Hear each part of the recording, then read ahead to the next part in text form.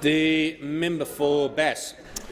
Thank you, Mr Speaker. My question is to the Prime Minister. Will the Prime Minister advise the House how the Morrison government's stable and certain economic management is strengthening the nation's finances while investing in the infrastructure and services that Australians need now and into the future?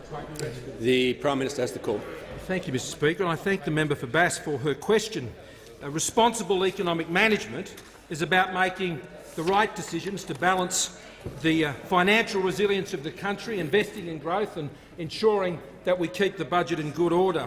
And I can say that Standard & Poor today have said that our government is getting this balance right and are making the right decisions. And I refer the House to a statement by S&P Global Ratings. Strong fiscal outcomes are key to Australia's AAA credit rating, and it says the Australian government is on target to return its budget to surplus after a decade in deficit.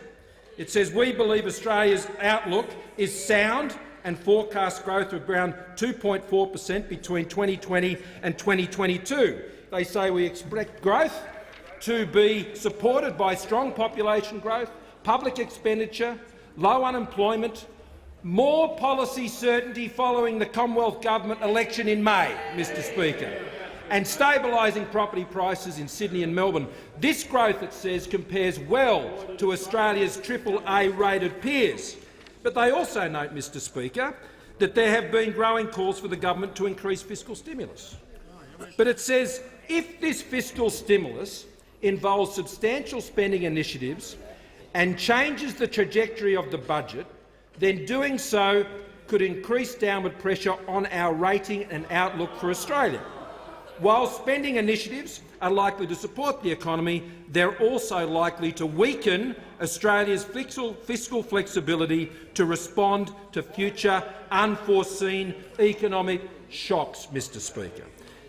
What our government is doing is investing in our economy and guaranteeing the essentials that Australians rely on from a position of fiscal and financial strength. And that has occurred as a result of the careful and disciplined economic management of this government over these last six successive budgets, Mr Speaker.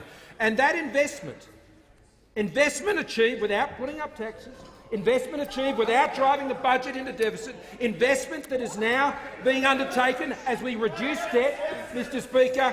This what it says, Mr Speaker, of our government, that we can put $9.5 billion extra into the economy this year, and next year we can do that, Mr Speaker, through lower tax relief, by our stimulus investments into drought-affected areas, and we can do it also, Mr Speaker, through the bring forward of infrastructure investments, some $1.8 billion in this year and next year alone. But there's also some $3 billion in additional investment that is going into our defence industries, a key part of what has been our economic program, Mr Speaker, over many years. We are investing from a position of fiscal strength. The Labor Party would return us to the days of fiscal panic.